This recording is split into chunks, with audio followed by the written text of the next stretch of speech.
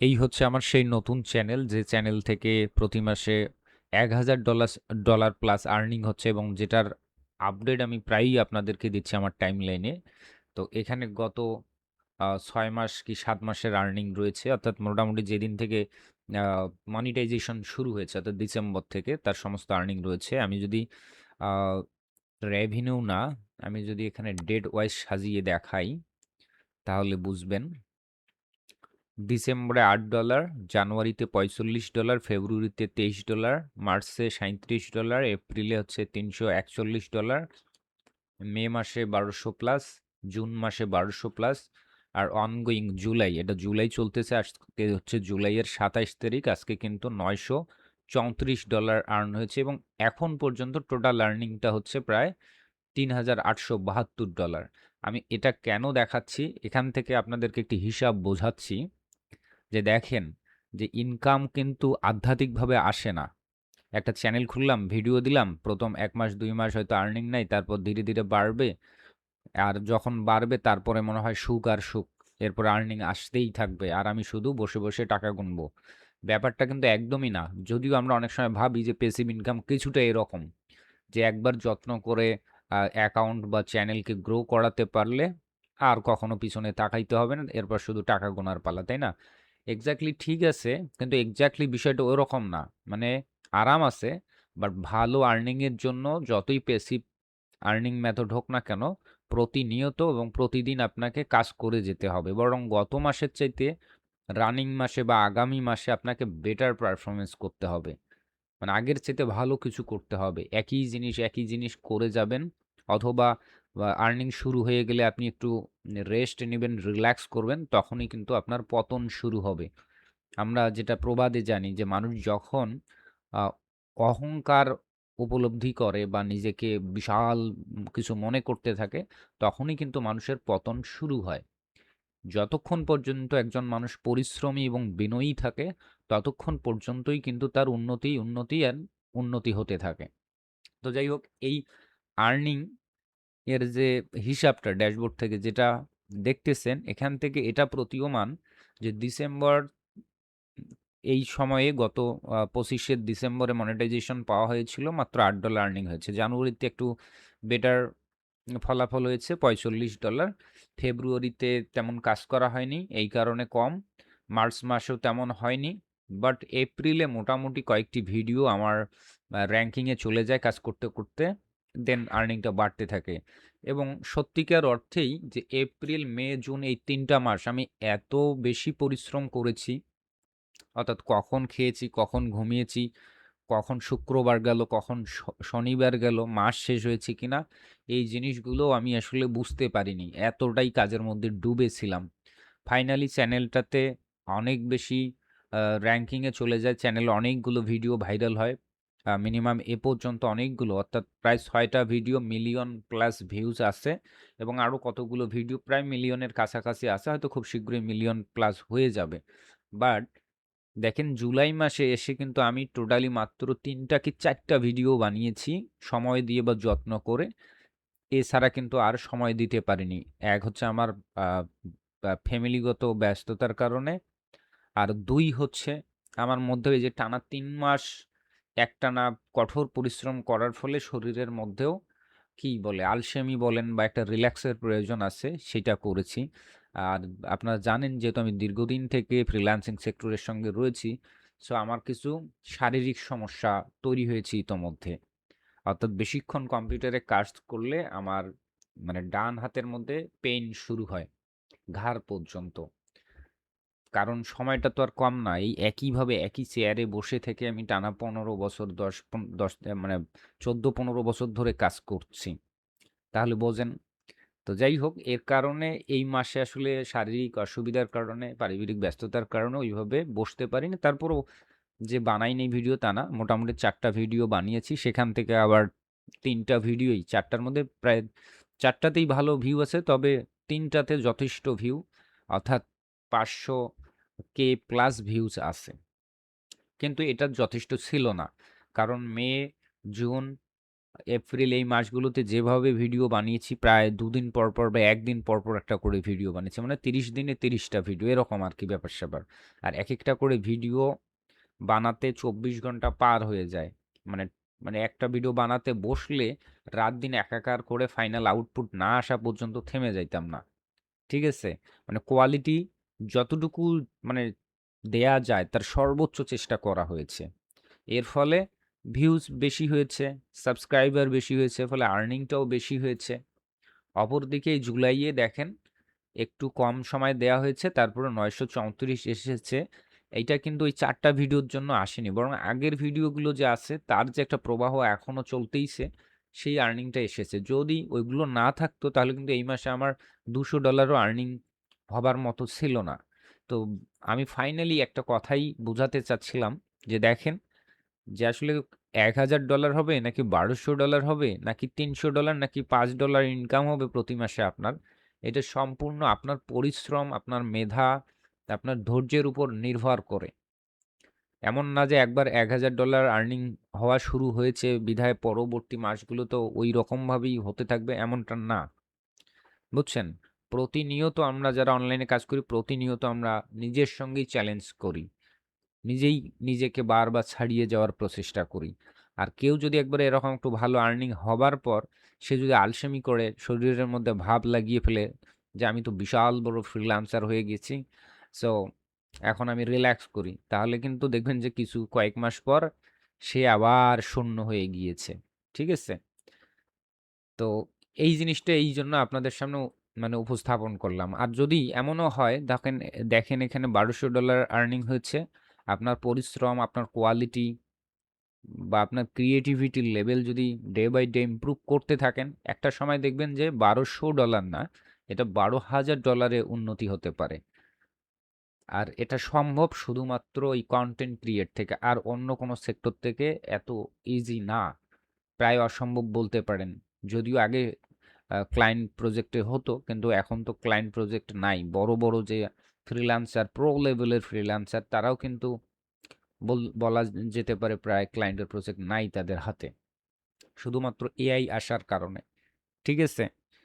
তো যাই হোক, আমার শুধু এগুলো ব্যস্ততা না, আমার কিন্তু এগুলোর পাশাপাশি এই যে কোর্স করাই, কথা বলি, ভিডিও তৈরি করি, মানে কাজ বাদ দিয়ে আবার অকাজের কথা বেশি বলি।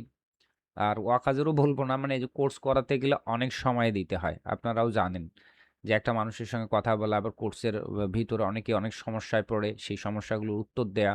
আবার একটা ক্লাস নিলে সেখানে একটা মানসিক প্রস্তুতি থাকে যে আমি তাদেরকে কি শেখাবো। নিজে কাজ করাটা কিন্তু স্বাধীন। আপনি যেমন খুশি তেমনভাবে কাজটা করতে পারেন। কিন্তু একটা কোর্সে যখন আপনি ক্লাস নিবেন, শেখাবেন, তখন কিন্তু মানে আপনি এলোমেলোভাবে কাজ করলেও ওই জিনিসগুলো শেখাতে পারেন না। অবশ্যই সেখানে বিষয়গুলোকে প্রফেশনালভাবে উপস্থাপন করতে হবে। কোনো ইলিগাল ইস্যু যেন না আসে, এই বিষয়গুলো মনোযোগ রাখতে হবে। সো একটা মানসিক প্রিপারেশন তো থাকবেই।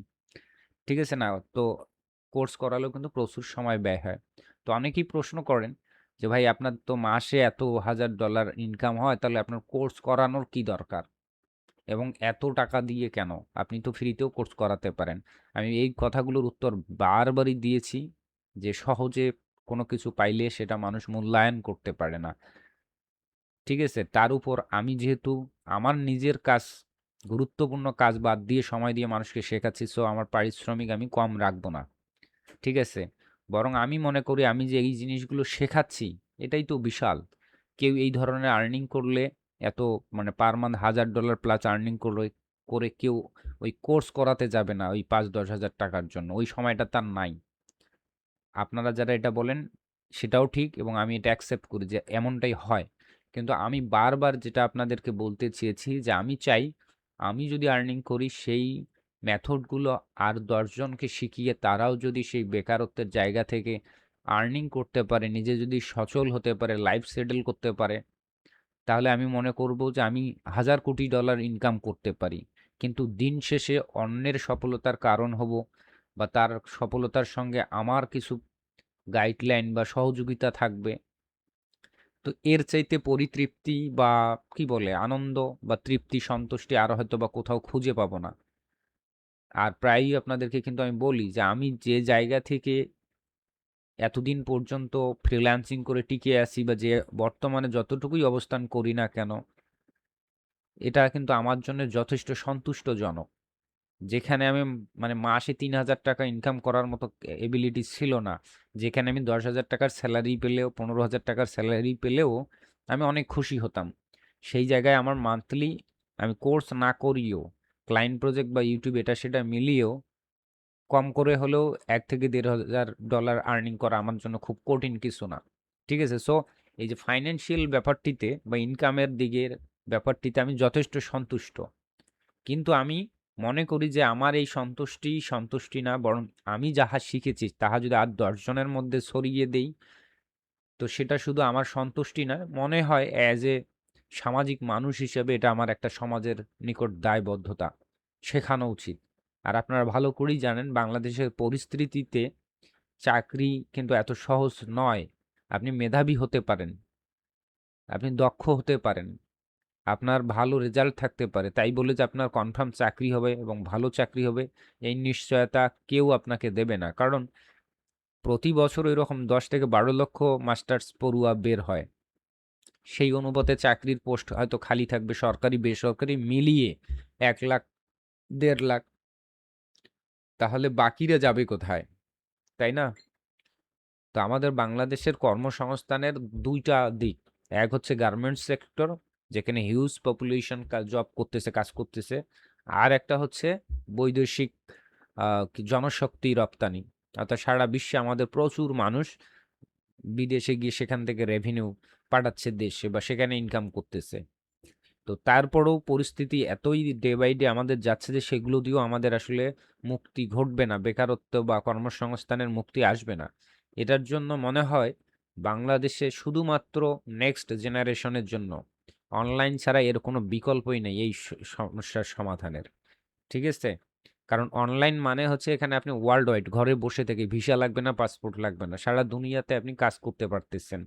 সারা দুনিয়া থেকে রেভিনিউ আনতে পারতেছেন। ঠিক আছে? তো আমি চাচ্ছিলাম যেহেতু আমাদের দেশের এই অবস্থা, আমাদের সমাজের এই অবস্থা, সেই জায়গায় কতটুকু দায়িত্ববোধ বা দায়বদ্ধতার জায়গা থেকে কতটুকু কি করা যায়। তো আমি বারবারই বলব যে আমার এই মহানুভবতা দেখে বা এটা মনে করে আবার কেউ বলিয়েন না যে ভাই প্লিজ আমাকে ফ্রিতে শেখান। আপনি অনেক ভালো মানুষ। আপনি যেহেতু ভালোই মানুষ একটু ফ্রি শেখান না, একটু উপকার করেন না। করেন না কেন? এই কথাটি প্লিজ বলবেন না। আমি চেষ্টা করেছিলাম। আমি যে করি নাই তা না। আমি প্রচুর চেষ্টা করেছিলাম। আমি ব্যর্থ হয়েছি। ভালো কিছু শেখাতে গিয়েও ব্যর্থ হয়েছি বিকজ আমাদের মানে বাংলাদেশের পরিস্থিতিতে মানুষগুলোর মানসিকতাই এমন। যখন ফ্রিতে শেখার চেষ্টা করে, কোর্সে ভর্তি হয় তখন সেটাকে ভ্যালু করে না। বরং যিনি শেখাতে চাচ্ছে তাকেই মিথ্যা প্রমাণ করে দেয়। ঠিক আছে? তো এই কারণে আমার কোর্স ফি অবশ্যই আমার ন্যায্য পারিশ্রমিক অনুযায়ী হতে হবে। তাতে কেউ যদি করতে পারেন করবেন, নো প্রবলেম। আর আমি মনে করি আপনি একটা বেটার আর্নিং এর জন্য লাইফ সেটেল করার জন্য এতটুকু বিনিয়োগ করা অবশ্যই আপনার দরকার। হয়তোবা এখন সামর্থ্য নাই বা অনেকের সামর্থ্য নেই। কিন্তু এই সামর্থ্যবান হওয়া উচিত আপনার। সেটা দিনমজুর করে হয় অথবা টিউশন করিয়ে হোক, যেভাবেই হোক আপনার এই সামর্থ্য অর্জন করতেই হবে। তা না হলে আমার কোর্স ফি বাদ দিলাম। এই ধরনের কাজ করার জন্য আপনার একটা কম্পিউটার কিনতে হবে। কম্পিউটার তো থাকতে হবে, তাই না? সেই কম্পিউটারের দামই তো মিনিমাম ৫০-৬০ হাজার টাকা। তো আপনি সেইটা এরেঞ্জ করতে পারবেন কিভাবে? যদি আমার কোর্স ফি ম্যানেজ করতে না পারেন, তাই না? আবার সেই কম্পিউটার যদি ৫০-৬০ হাজার টাকা দিয়ে কিনতে পারেন আর প্রতি মাসে ওয়াইফাই বিল দিতে পারেন, তাহলে যিনি শেখাবে আপনার ইনকামের রাস্তা দেখাবে তার এই পারিশ্রমিক দিতে আপনার তো সমস্যা হওয়ার কথা না। সেটাও তাহলে আপনার ম্যানেজ করা উচিত। তো যাই হোক খারাপভাবে নেবেন না।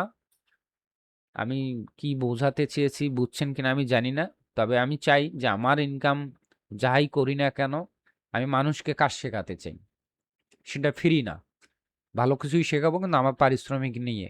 এখন তাতে আপনারা আমাকে কোর্স সেলার বলতে পারেন বা তাবিজ বিক্রেতা বলতে পারেন, নাকি কোর্স বিক্রি করানোর ধান্দা বলতে পারেন বা কোর্স বিক্রি করা ব্যবসা বলতে পারেন, ইচ্ছা আপনাদের।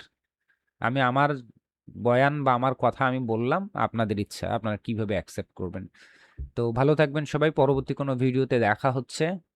আর পরবর্তী একটা ভিডিও করব নাকি মিট আপ করব, যে আমার কোর্স সম্পর্কে অনেকেরই আরও অনেক প্রশ্ন রয়েছে, যে ফ্রি কোনো সেমিনারের মাধ্যমে সেই প্রশ্নগুলোর সরাসরি উত্তর দেয়া যায় কিনা। তো আপনারা কমেন্ট করতে পারেন যদি আমার কোর্স সম্পর্কে এই ধরনের সেমিনার নাকি ভিডিও পেতে চান, যেই প্রশ্নগুলো আপনাদের রয়েছে, যে ফ্রি সেমিনার করলে ভালো হবে নাকি একটা ভিডিও বানিয়ে আপনাদের প্রশ্নের উত্তরগুলো দিলে ভালো হবে। যেটা সাজেস্ট করবেন আমি সেটাই করার চেষ্টা করব। ধন্যবাদ সবাইকে, ভালো থাকবেন, টাটা।